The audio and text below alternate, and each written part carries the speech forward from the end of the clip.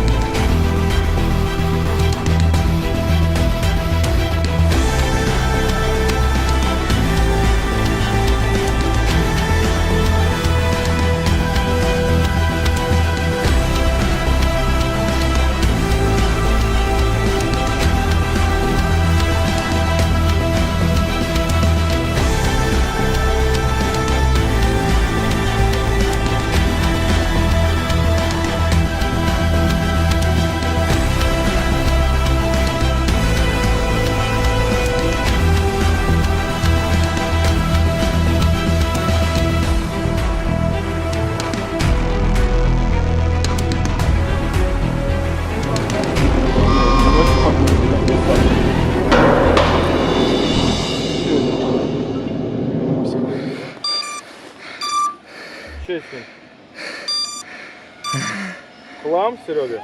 На GoPro-шку это стекло грохнул. Да, печаль.